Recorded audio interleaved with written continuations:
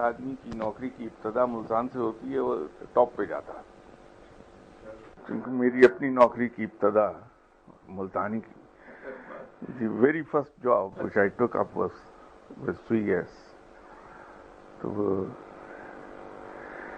उस वक्त ये ब्रिटिश कंपनी होती थी, तो डीसी फ्लैट थे जनरल मैनेजर इसके। इंटरव्यू के फौरन बाद उसने मुझे कहा कि okay, receive your appointment letter and leave for Multan immediately। तो जाके 2 दिन के बाद मुल्तान में 7 जुलाई 66 को दोपहर 1 बजे कुर्सी में बैठ गया था। तो आदमी ज्यादा फिर टॉप पर है, तो आपकी इब्तदा भी वहीं से हुई है। तो देखते हैं चीफ जस्टिस ऑफ पाकिस्तान किस दिन होते हैं आप, लेट्स सी ना। लेकिन अगर मुल्तान आपकी पोस्टिंग हो ही गई है तो एक काम कर लीजिएगा, वहाँ 3 जगहों पे जब भी वक्त मिले हाजिरी जरूर देते रहें, लेकिन इसी तरतीब में जिस तरतीब से मैं कह रहा हूँ। किले पर हैं ये मज़ार, पहले जाइए शाहरुख ने आलम साहब के यहाँ, फिर हज़रत बहाउद्दीन ज़िक्रिया रहमतुल्लाह अलैह, और फिर वहीं से एक सड़क नीचे उतरती है, जो मेन रोड पे पहुंचेंगे किले से नीचे उतर के लेफ्ट को टर्न लें तो थोड़ा आगे जाके शाह शम्स सब्ज़वारी हैं, जिनको लोग शाह शम्स तबरेज़ भी कहते हैं। वो दर हकीकत शाह शम्स सब्ज़वारी हैं। शाह शम्स तबरेज़ तुर्की में दफन है, कोनिया में। तो मुझे सादत हासिल हुई है वहाँ भी हाजिरी देने की उनके दर पे। तो ये शाह शम्स सब्ज़वारी हैं और वो तबरेज़ हैं दोनों ईरानी, क्योंकि सब्ज़वार भी ईरान में है और तबरेज़ भी ईरान ही में है। तो लेकिन फ़र्क ये है कि ये शाह शम्स सब्ज़वारी जो मुल्तान में दफन है बहुत धीमे आदमी हैं और मोहब्बत वाले आदमी। शाह शम्स तबरेज़ जलाली हैं और वहाँ शहनशाहियत का अंसर है। जो तुर्की में उनका मज़ार है वो इस कमरे से छोटा है, इसका 50% कह लें। लेकिन आप अंदर दाखिल हों तो साफ एहसास होता है कि किसी शहनशाह के दरबार में दाखिल हो गए आप। वही रोब दबदबा और उसी किस्म का एक जो रख रखाव है वो शहनशाह वाला है वहाँ। फिर मजाज भी उनका शहाना है, जिधर को मूड आ गया, मूड स्विंग्स हैं बस, जिधर को रुख जाएगा उधर को। शाह शम्स सब्ज़वारी बहुत धीमे हैं और बहुत ठहराव है इनके अंदर। अल्हम्दुलिल्लाह मुलाकात दोनों से हुई, शाह शम्स तबरेज़ साहब से भी, शाह शम्स सब्ज़वारी साहब से भी। और शाह शम्स तबरेज़ से आप फालतू बात नहीं कर सकते। You've got to be very careful with your words. Precise, brief, to the point. That's all. लेकिन शाह शम्स सब्ज़वारी उनके साथ आप मेरे अंदाज में गुफ्तगू कर लीजिए, बेमायनी और बेरब्त जुमले बोलते रहिए, He'll just take it on. Put up with that. मज़े में, very loving person. मौलाना रोम का भी ये है, बहुत कम लोगों को। मौलाना रोम से तो बहुत मुलाकात रही, बेतहाशा मुलाकात हुई, से खासी लंबी लंबी मुलाकातें और बड़ी कसरत से मुलाकातें हुई। मौलाना रोम के अंदर भी ये है कि क्योंकि इल्म की ज्यादती है तो वहां भी प्रिसीशन और टू द पॉइंट, वो लगता है कि मोहब्बत बहुत है उनमें, नरमी भी है, लेकिन ان کے جو الفاظ ہیں یا ان کی گفتگو کا انداز وہ مجبور کر دیتا ہے آدمی کو کہ بڑا کیئرفل گفتگو کرے ان کے ساتھ، مولانا روم کے ساتھ. Otherwise very nice person, very nice person. ایک زمانے میں ملاقات ہو رہی تھی ان سے، اور آلموسٹ ہفتے میں 2 بار 3 بار ہو جاتی تھی ملاقات. تو یہ فرماتے رہتے تھے کہ آؤ میرے پاس. ان دنوں میں بھی گیا نہیں تھا ان کے پاس. پھر جو زیادہ ملاقاتیں ہوئیں تو بعد میں پھر مجھے دعوت دی کہ ود وائف آ جاؤ. آپ آئیں، بیگم صاحبہ کے ساتھ آئیں. لیکن میں وائف کو لے جا نہیں سکا. گیا جب بھی تو اکیلا ہی پہنچا وہاں. بہت مہربان اور رکھ رکھاؤ والے آدمی. جو پہلی بار گیا تھا تو ایک صاحب اور تھے میرے ساتھ. تو مولانا روم نے جس قسم کا محبت کا اظہار کیا، that was really something. I was taken aback by surprise. مولانا صاحب نے کیا کیا. جب مولانا صاحب کے آپ مزار میں داخل ہوں تو پہلے ان کے شاگرد ہیں، ایک ان کی قبر ہے، ان کے بعد پھر مولانا صاحب ہیں. تو ترکی کے دستور کے مطابق ان کی دستار ان کی قبر پر جہاں سر ہے اس کے اوپر رکھی ہوئی ہے. وہ صاحب تھے، میں تھا. تو ترکی پوری میں کہیں آپ کو سوائے ٹرکش لینگویج کے اور کسی میں کوئی چیز لکھی ہوئی ملتی نہیں ہے. سو از حضرت مولانا اسٹوم. وہاں جتنی بھی عبارت ہے، whether instructions or descriptions and whatever it is، وہ سب کی سب ٹرکش لینگویج میں ہے.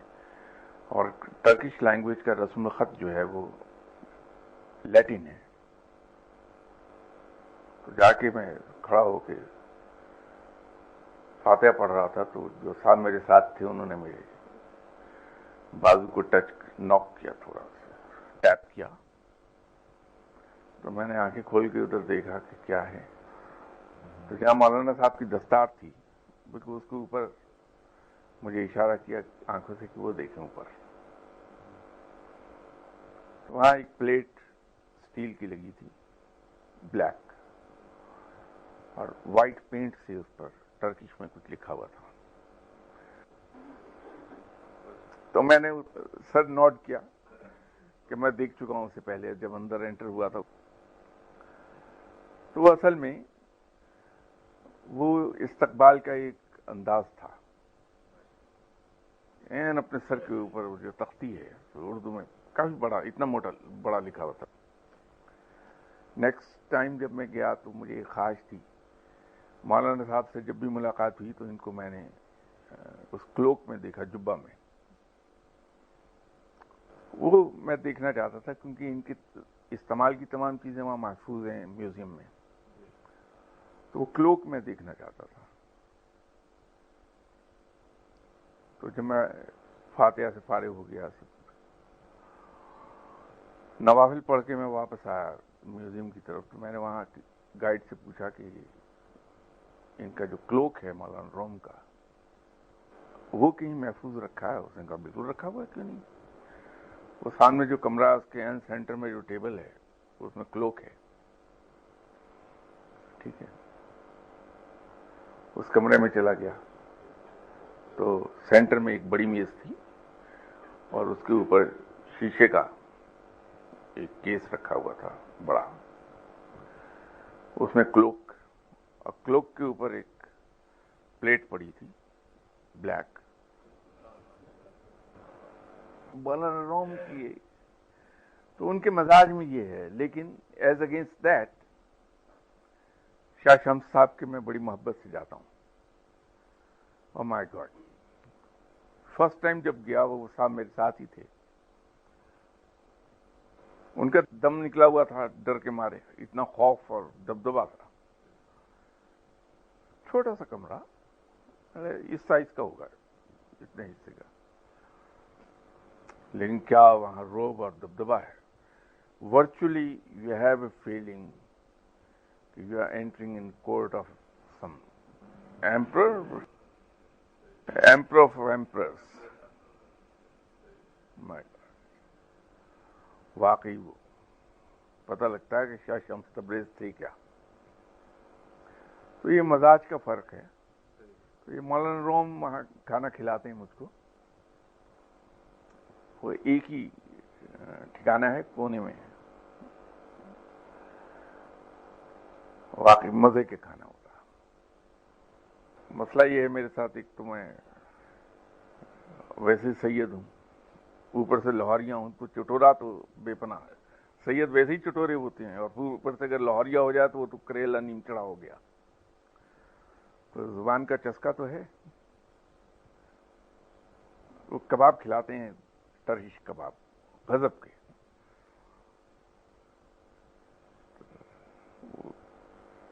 کھانے کا شوق ہے لیکن کوانٹٹی کھا نہیں سکتا زیادہ، تھوڑی سی کھاتا ہوں. لیکن اس دن حیرت ہوئی جتنے کباب بیٹھا بیٹھا کھا گیا وہاں. اور اس کے ساتھ ٹرکش لسی ہے جس کو آرن کہتے ہیں، یہ مزے کی ہوتی.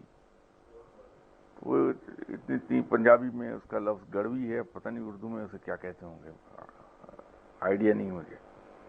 وہ چھوٹی چھوٹی سی گڑویاں وہ بھر بھر کے لا رہا تھا. میں نے کہا رکھتے جاؤ، تو میں نے کون سے پیسے دینے، مولانا روم کے اکاؤنٹ میں کھا رہا ہوں. تو کباب لے آیا ایک پلیٹ. ایک پلیٹ لے آیا تو میں سمجھا یہ کھایا نہیں جائے گا، تو ایک کباب کھا لوں گا زیادہ سے زیادہ. کھا گیا. اس کے ساتھ 2 گڑویاں اس کی آرن کی پیلی، چھوٹی چھوٹی گڑوی. پھر اس سے میں نے کہا اور لاؤ کباب، لیکن دوسری قسم کے. وہاں جہاں فرسٹ ٹائم جا کے میں ٹھہرا تھا کراؤن پلازا میں، اس کے فاصلے پر ایک کباب کا ریسٹوران تھا جس کا نام ہی تھا کباب پارلر. تو اس کے انٹرنس فی پر ایک ریفریجریٹڈ شو کیس رکھا ہوا ہے. اس میں 100 ٹائپس آف کباب ڈسپلے پر تھے. تو ہم نے کہا ٹھیک ہے اب لیتے آؤ تم، کیونکہ وہ حوصلہ یہ تھا کہ مجھے پیسے تو دینے ہیں، مولانا روم پے کریں گے، کھا لو جتنا کھانا ہے. Very delicious. That was some thing wonderful. دیکھیے بات کہاں سے کہاں چلی گئی. لیکن شاہ شمس سبزواری جو ہیں، ان سے ملاقات ہے. بہت دھیمے آدمی ہیں اور دینے میں سخی ہیں.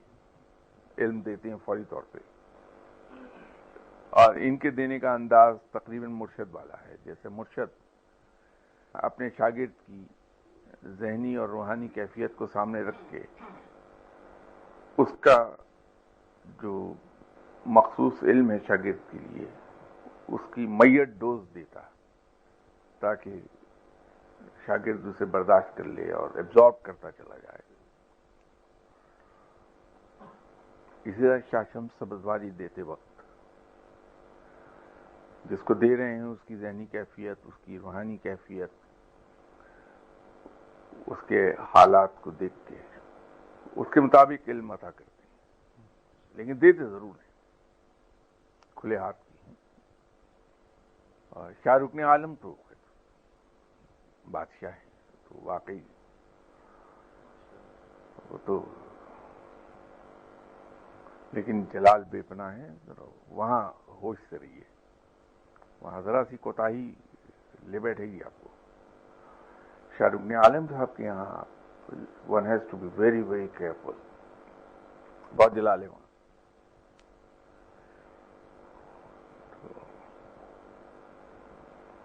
جب میں یہ جو جس دور کی بات کر رہا ہوں کہ ملتان میں تھا، اس وقت ایج، جب میں نے جاب شروع کیا تو اس وقت ایج تھی میری 22 ایئرز اینڈ 25 ڈیز. تو جیسے آپ حضرات کو آج کل شوق ہے جو वजीफा मिले पढ़ लें।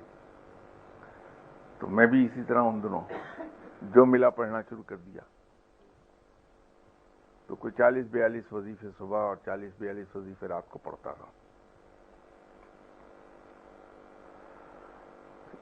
नतीजा ये हो गया कि हर वजीफे के असरात नमूदार होने शुरू हुए। ये तो पता नहीं था कि किस वजीफे के असरात मेरी रूह पर क्या मुरतब हो रहे होंगे, पता तो था नहीं, लाइल्म था, लेकिन वो असरात बहरहाल मिले। उन्हीं दिनों एक साहब मेरे पास ट्रेनिंग के लिए आ गए। उनका फेस खासा डिस्टॉर्टेड था। एज उस शरीफ आदमी की मेरा ख्याल थी अराउंड 26-27 ईयर्स, लेकिन वो फेस से ऐसे लगते थे जैसे 80-85 साल के बाबा जी हैं। तो वो जो मेरे कमरे में एंटर हुए, तो आज तो शर्म आती है ये बात कहते हुए भी, लेकिन वो एज ऐसी थी कि बेसाख्ता मेरी जुबान से बुलंद आवाज में निकला कि ओह तायाब्बा। तो वो अब उनका नाम ही वहां, अब पेपरों में भी वाकई तायाब्बा लिखा है। तो बाद में पता लगा कि वो इस राह पर चले थे, काफी आगे चले गए। तो दिल में ये लालच आ गया कि जब मुझे कश्फ हासिल हो जाएगा तो मैं जमीन में छुपे हुए खजाने देख लूंगा, रेस के घोड़ों के नंबर कश्फ के जरिए देख लिया करूंगा, तो रुपया पैसा कमा लूंगा। तो वो उल्टी मार पड़ गई। तो उससे ये चेहरा उनका बिगड़ गया, जिस्म बिगड़ गया उनका,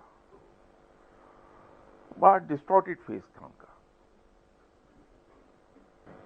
तो कुछ दिन के बाद उनका पोल में मुझ पर खुल गया कि ये पढ़ाई इस किस्म की इस राह के आदमी है। तो मैंने उनसे कहा कि तायाब्बा ये क्या करते हैं आप बैठे हुए? और लिखते रहते थे। तो मुझे कहने लगे कि साहब देखिए बात ये है कि आप तो अपने आप को छुपाए हुए हैं, पढ़ाई आप भी बहुत करते हैं। That was a shock to me, क्योंकि जिस किस्म का मेरा हुलिया था, जो एज थी और जो हरकतें थी मेरी, वो तो कोई ख्वाब में भी नहीं सोच सकता कि मैं अल्लाह का नाम भी लेता हूँगा। हरकतों से मुराद ये नहीं कि मैं कोई शराब पी रहा था या जुआ खेल रहा, शरारतों से बाज नहीं आता था। तो वो कोई सोच भी नहीं सकता था कि मैं कभी अल्लाह का नाम ही ले लूंगा। तो जब उसने कहा कि आप भी बहुत पढ़ते हैं, तो आई वाज रियली शॉक्ड। तो मैंने कहा हाउ डू यू नो होता है अब्बा? कहने लगे साहब जब मैं आपके पास आया था तो मेरे इल्म ने मुझे बता दिया था कि मैं किसके पास आया हूं। ठीक, चलिए। तो मुझे कहने लगे आप बहुत कुछ पढ़ते हैं, एक पढ़ाई मैं आपको दे दूं, वो पढ़ लीजिए आप। चलिए दे दीजिए। ये कहीं आप लोग बोर तो नहीं हो रहा है मैं अपनी जाती बातों में लग गया? तो मैंने कहा चलिए बता दीजिए, मैं पढ़ लेता हूं। आप भी दे दिए एक वजीफा, उसमें क्या है, जहां 40-42 है वहां 43 हो जाएंगे, उससे क्या फर्क पड़ता है। तो तायाब्बा ने पढ़ने को दे दिया। पढ़ते हुए 3-4 दिन हुए थे। तो वहां भी मैं अपने बेडरूम को अंदर से लॉक करके पढ़ता रहा। तो कमरा अंदर से मैंने बोल्ट किया, कोने में जानवाज बिछाया हुआ था मैंने। तो पढ़ के अपने वजीफे, तो जब वो तायाब्बा का बताया हुआ वजीफा शुरू किया पढ़ना, तो सडनली बंद कमरे में एक साहब एंटर हुए, अस्सलाम वालेकुम, और कह के मेरे साथ बैठ गए। वो पहला मौका था जो जिंदगी में ऐसी किसी चीज को देखा, तो वो मेरी तो जान निकल गई इस बात पे। लेकिन एक अच्छा काम ये हुआ कि बजाय पढ़ाई छोड़ देता डर के मारे, पढ़ना और तेज हो गया मैं। फिर दूसरा आया, तीसरा आया, पूरा कमरा भर गया। सलाम करके आए, वो बैठते गए। जो ही मैंने वजीफा खत्म किया, जैसे एक एक करके आए थे, सलाम करके एक एक करके चले गए।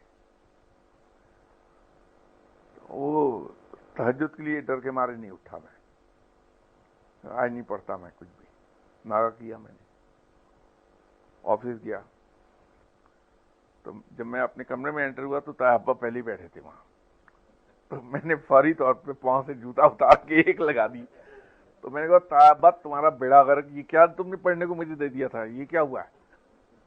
تو مجھے کہتے جی اتنی جلدی تو نہیں، یہ چیز آتے ہیں یہ لوگ، لیکن اتنی جلدی تو نہیں آتے. تو پھر خود ہی کہنے لگا ہو آپ کے بزرگوں کی محنت کا انعام آپ کو مل گیا. تو یہ 4-5 دن میں آ گئے. اور میں نے کہا ہیں کیا وہ؟ تو پھر انہوں نے سمجھایا کہ کیا ہے، لیکن وہ دوبارہ نہیں آئے پھر.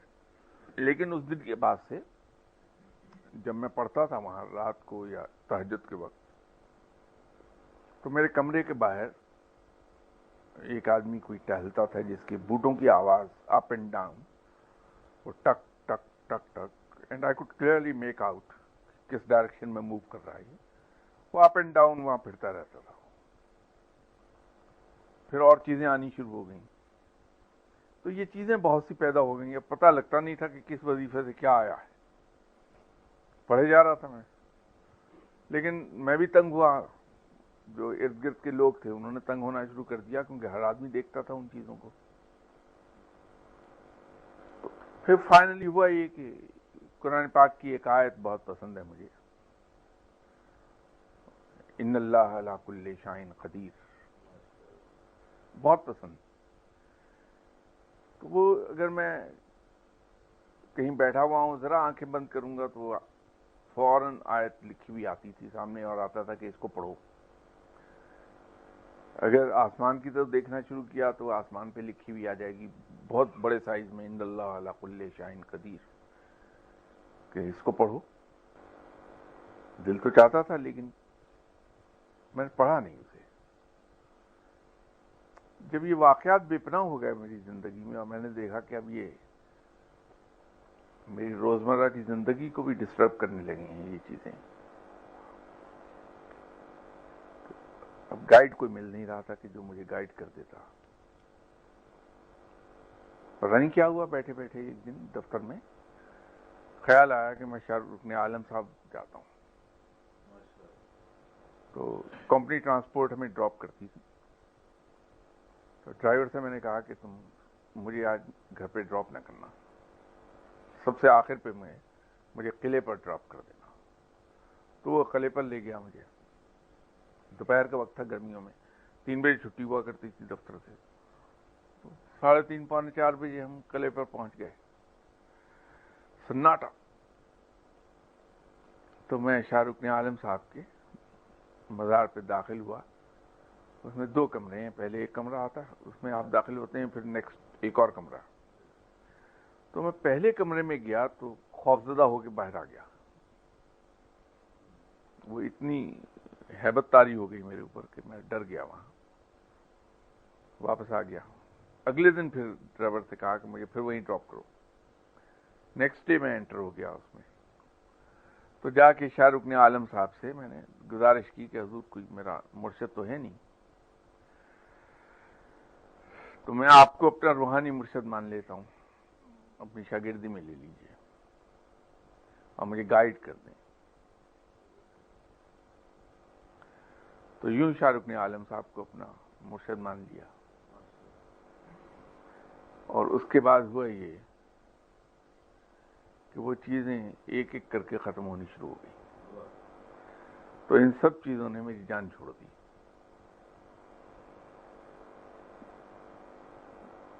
پھر اسی دوران نومبر 69 میں پرنس آغا خان نے مجھے سلیکٹ کر لیا جاب کے لیے. تو میں 30 جنوری 1970 کو سوئی گیس سے ریزائن کر کے تو پرنس آغا خان کے ساتھ چلا گیا. اس نے مجھے یہاں لاہور پوسٹ کر دیا. تو یہاں پھر مرشد صاحب مل گئے. تو ایک دن ایسے ہی میں اور مرشد صاحب ٹریول کر رہے تھے بٹوین پشاور اینڈ لاہور. تو اور تو کوئی کام تھا نہیں، ٹریولنگ کے دوران گاڑی چلا رہا تھا میں. وہ بڑے شاہ صاحب ساتھ بیٹھے تھے میرے. تو یہ وارداتیں جو پیش آ رہی تھیں میرے ساتھ وہ یاد آئی مجھے. تو وہ میں نے شاہ صاحب سے اس کی کلیریفیکیشن چاہیے. تو میں نے یہ جو آیت نظر آتی تھی اور یہ ہوتا تھا کہ اس کو پڑھو تم، وہ میرے شاہ صاحب سے بتائی تھی. یہ آیت پسند بہت ہے مجھے. اور جب بھی میں کہیں آنکھیں بند کرتا تھا یا ویسے بیٹھتا تھا فارغ تو فضا میں لکھی ہوئی آتی تھی اور ساتھ آتا تھا اسے پڑھو. تو کہنے لگے اچھا ہوا تم نے نہیں پڑھا. اب دیکھیے ہم لوگ کیا غلط فہمی میں مبتلا ہوتے ہیں. کہنے لگے اچھا ہوا جو تم نے نہیں پڑھا, یہ جنات تھے جو تمہیں دکھا رہے تھے یہ آیت, اگر تم پڑھتے تو تم مجذوب ہو جاتے, ہوش و آواز ختم ہو جاتے تمہارے. اب لوگ جو ہیں وہ خواب میں کوئی چیز دیکھتے ہیں کہ پڑھنے کو بتایا اور کہتے ہیں جی ہم ولی اللہ ہو گئے, ہمیں رب کی طرف سے بتایا گیا یہ پڑھو. یہ نہیں معلوم کہ اکثر اوقات یہ جنات ہوتے ہیں جو دکھا رہے ہوتے ہیں. یہ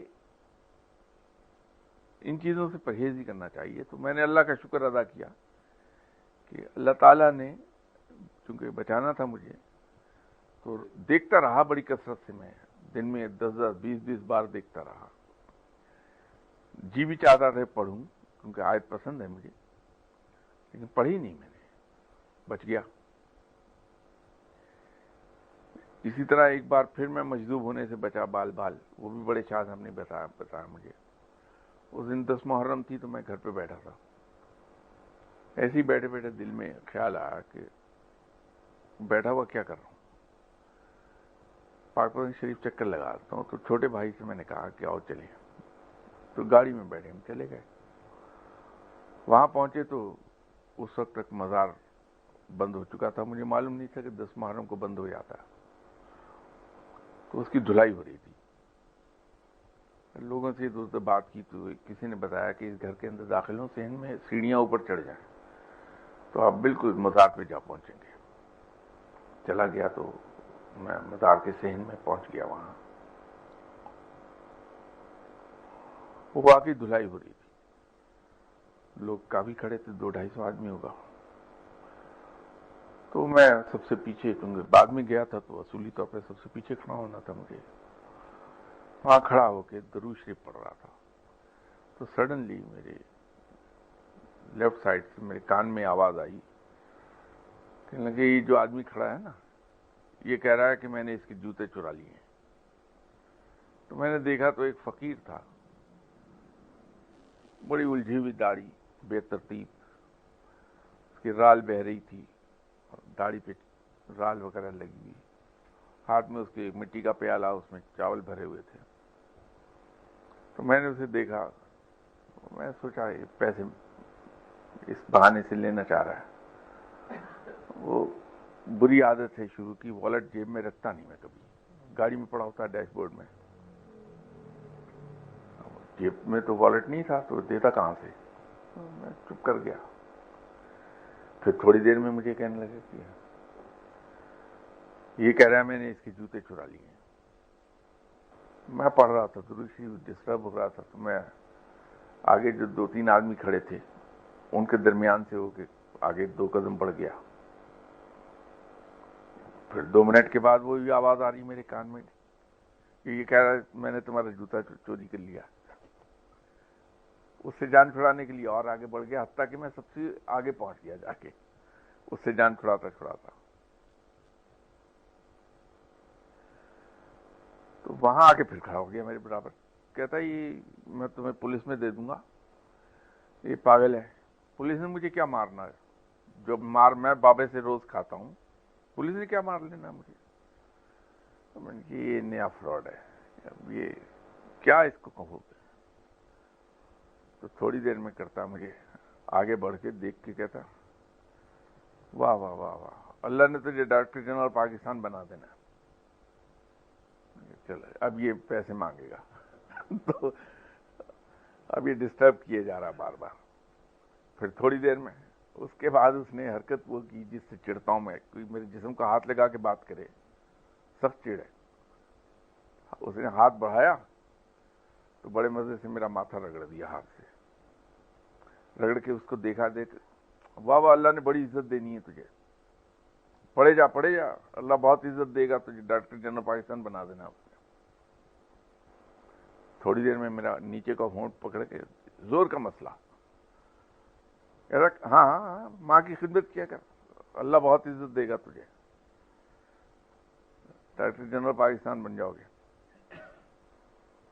یار منحوس آدمی کیا یہ میرے پیچھے لگ گیا یار. تو اس کے بعد تھوڑی دیر میں اس نے میرا یہ ہاتھ پکڑا اور انگلیوں میں انگلیاں اپنی پھنسائیں ایسے.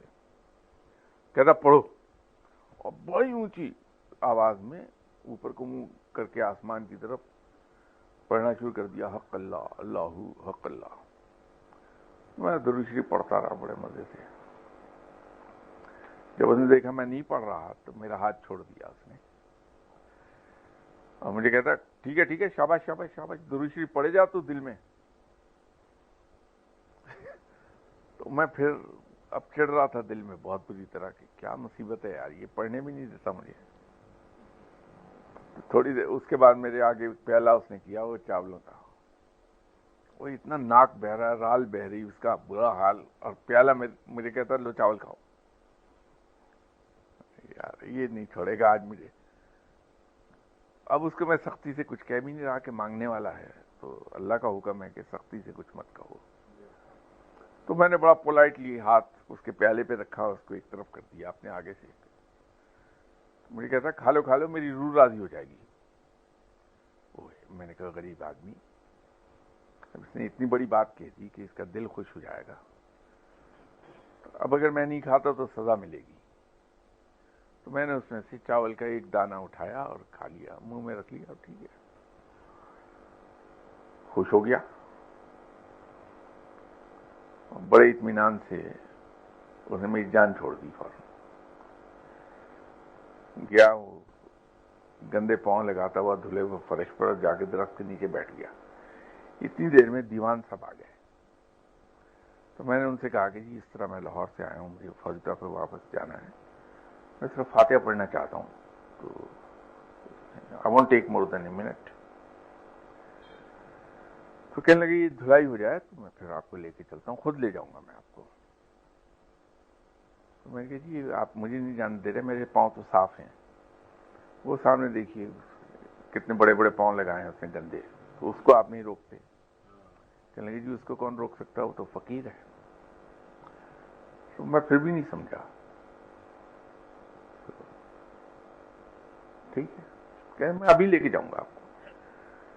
جو ہی دیوان صاحب میرے پاس سے ہٹے تو مجھے یاد آیا کہ کسی صاحب نے مجھے ایک زمانے میں کہا تھا کہ 10 محرم کو بابا صاحب کے مزار پہ ایک مجذوب آتا ہے, اگر کبھی مل جائے تو اسے چھوڑیں نہیں آپ. یہ تو وہ مجذوب ہے. لیکن میرا خیال ہے پھر بہت دیر ہو گئی تھی, کیونکہ میرے سامنے بیٹھا تھا, پلک جھپکنے میں وہاں سے غائب ہوا درخت کے نیچے سے وہ بندہ. تو وہ میں نے بڑے شاہ صاحب سے پوچھا کہ اس طرح وہ مجھے پڑھا رہا تھا. انہوں نے کہا بہت اچھا ہوا نہیں پڑھا, وہ تو پڑھا کے لوگوں کو مجذوب کرتا ہے. تم اس حال کو چلے جاتے کہ جس کی طرف نگاہ ڈالتے وہی مجذوب ہوتا چلا جاتا. تو یہ پڑھائی کے معاملات ایسے ہیں, ہم سمجھتے نہیں. ہم لوگ تو یہ سمجھتے ہیں کہ پتہ نہیں ہم ولی اللہ ہو گئے اور ہمیں اس طرح بتایا جا رہا ہے کہ یہ پڑھ لیں. معاملات کچھ کے کچھ نکلتے ہیں اندر سے, حقیقت وہ کچھ ہوتی ہے, دکھائی ہمیں کچھ اور دے رہا ہوتا ہے. تو یہ پڑھائی کی, کیونکہ ان کا معاملہ ایسا ہے, دیکھیے یہ معاملات ہیں عشق اور محبت کے, اور یہ عشق ایسی چیز ہے جو انسان کو ہوش سے نہ صرف بیگانہ کر دیتا ہے, بلکہ ایک خاص قسم کی قوت بھی عطا کر دیتا ہے. خواہ وہ عشق مجازی ہو یا عشق حقیقی ہو, دونوں ہی میں یہ کیفیت ہے. آپ دیکھیے ایک عام آدمی, جب مجھ جیسا انسان اگر نماز پڑھے, گناہگار آدمی, تو میں تو 2 منٹ کی نماز پڑھوں گا اور 15 منٹ اللہ سے دعا مانگوں گا. یہ پوری فہرست تیار کی ہوتی ہے میں نے کہ یہ مانگنا ہے, یہ مانگنا ہے, یہ مانگنا ہے. میں جو شرٹ پسند آئی ہوگی کہیں خریدنے کی سکت نہیں ہے تو وہاں سے شروع ہو جاؤں گا, یا اللہ میں فلاں شاپ کے شو کیس میں یہ شرٹ دیکھ کے آیا تھا، 450 پاؤنڈ کی تھی، وہ مجھے ذرا بھیج دے، پھر ٹراؤزر بھیج دے، بیلٹ بھیج دے، شوز بھیج دے، ساکس بھیج دے. اور یہاں سے شروع ہوتا ہوں، ایسا ایسا کرتا کرتا مکان پر، گاڑی پر. ایکسٹرا بیوی یوں نہیں مانگتا کہ ڈر بہت آتا ہے وائف سے کہ بڑھاپے میں طلاق دے دی تو کیا ہوگا میرا. تو دنیا بھر کی چیزیں مانگتا ہوں 15-20 منٹ. لیکن اگر آپ جیسا کوئی نیک آدمی جب نماز پڑھے گا تو دعا مانگنے بیٹھے گا، دعا اس کو یاد ہی نہیں آئے گی. وہ اللہ کی محبت میں ہی کھو جاتا ہے. پھر وہ ایسا کھویا ہوگا محبت میں کہ بھول جائے گا کہ میں نے رب سے مانگنا کیا تھا، یاد ہی نہیں آتا اس کو. اور اگر کوئی فقیر ہو جو اللہ کے عشق میں ڈوبا ہے تو وہ دعا کے لیے ہاتھ ہی نہیں اٹھاتا، وہ سلام پھیرتا تو بھی اللہ کے دیدار میں ڈوبا ہوتا ہے، اسی کے خیال میں ڈوبا ہوتا ہے. کہاں کی نماز، کہاں کی دعا، وہ اسی میں غرق ہوا ہے اپنے دوست کے خیال میں. اس کو ایک ہی چیز کہے جا رہا کہ مجھے مل تو، مجھے اپنا دیدار کرا. تو کہاں شاہ صاحب کی ایک لمبی فہرست، اور کہاں وہ پیار کرنے والا اور عشق کرنے والے کی ایک ہی رٹ ہے کہ اپنا دیدار کرا، تجھے دیکھنا چاہتا ہوں میں. اور جب کوئی شخص یہ منزل بھی پار کر جائے تو مجذوب ہو گیا، پھر ہوش و حواس ہی کھو دیتا ہے وہ اللہ کے عشق میں. تو جو آدمی اللہ کے عشق میں اپنے ہوش و حواس کھو دے تو رب تو اس کو سینے سے لگائے گا. تو رب ہے، وہ تو گنہگاروں کی سنتا ہے اور ان کی دعائیں پوری کر دیتا ہے. تو اپنے چاہنے والوں کی دعائیں کیوں نہیں سنے گا وہ؟ تو اس لیے مجذوبوں سے دور ہی رہنا چاہیے. مجذوب سے بچنے کا آسان ترین طریقہ ہے، یہ مجذوب کئی رنگ میں پکڑتے ہیں انسان کو. یہ بھی ہے، ایک تو اس طرح کے مجذوب ہیں جیسے وہ مجھے قابو کر رہا تھا کہ پڑھو تم. اگر وہ کسی صاحب علم سے ملے مجذوب تو پہچان جاتا ہے کہ صاحب علم ہے، تو اس کے ساتھ وہ دوسری طرح کی شرارت کرے گا. پھر اس کو کہے گا میرے لیے دعا کر دو، اور دعا کی نہیں اور بندہ پھنسا، اس کے رنگ میں رنگا جائے گا، پھر مجذوب ہو جائے گا. تو اس سے بچنے کا آسان طریقہ یہ ہے کہ جب مجذوب کہے کہ تم میرے لیے دعا کرو، میں کیوں کروں، تم کرو میرے لیے دعا، مجالے وہاں ٹک جائے، وہ بھاگ جائے گا، اسی وقت چھوڑ جائے گا جگہ. آسان طریقہ اس سے بچنے کا یہ کہ جہاں کوئی مجذوب ملا نے کہا میرے لیے دعا کر دیں، کیوں میں کیوں کروں، تم کرو میرے لیے دعا، چلو. پھر نہیں رکے گا، پھر بھاگ جائے گا. وہ جو عشق میں ڈوبنا ہے دراصل وہی معراج ہے، وہاں ملتا ہے پھر رب. پھر وہ لاڈ لڈاتا ہے، صحیح لاڈ لڈاتا ہے رب. پھر تو وہ انسان کی فرمائشیں بھی پوری کرتا ہے، اس سے ضد کریں پوری کر دیتا ہے.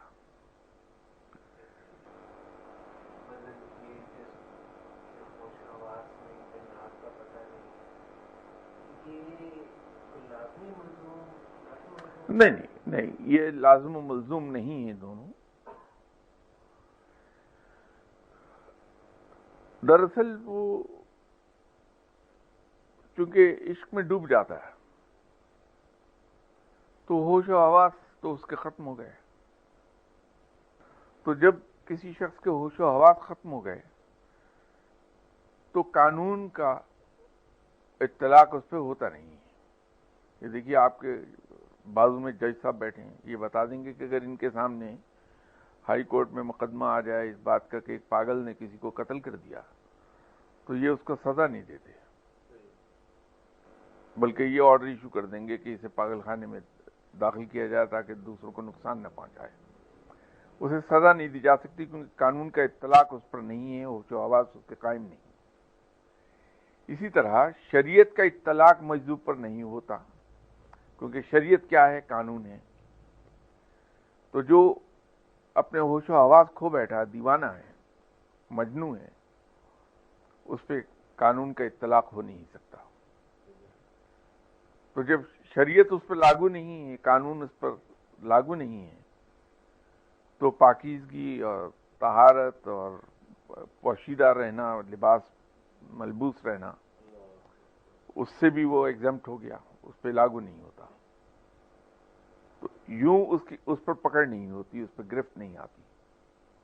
اگر سالک ہو بندہ، ایسا ولی اللہ جو ہوش و حواس میں ہے، اگر وہ یہ کوتاہی کر لے تو پکڑا گیا، پھر وہ گرفت میں آ جائے گا، کیونکہ اس کو ہوش و حواس قائم ہے۔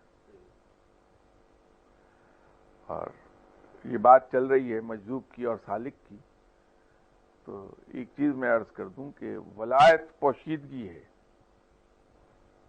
اور نبوت ظاہر ہے۔ نبوت کا ظاہر کرنا لازم ہے نبی پر، اس کا اعلان کرتا ہے کہ میں نبی ہوں۔ ولی کو پوشیدہ رہنے کا حکم ہے کہ وہ اپنے آپ کو چھپاتا ہے کہ مجھے ولایت ملی ہے۔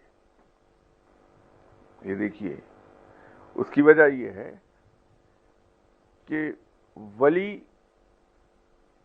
نور نبوت سے روشنی حاصل کر رہا ہے، تو اس کا جو نور ہے وہ ایکوائرڈ ہے۔ ولی کا نور کا منبع کہیں اور ہے، وہ آپ صلی اللہ علیہ وسلم کی ذات مبارک ہے۔ ہر ولی، ہر نبی وہیں سے نور حاصل کرتا ہے، اور اس مقام کو علم اللہ کہتے ہیں۔ یہ منزل ولایت کی منزل کہلاتی ہے کہ وہاں جا کے نبی اور ولی متحد ہو جاتے ہیں،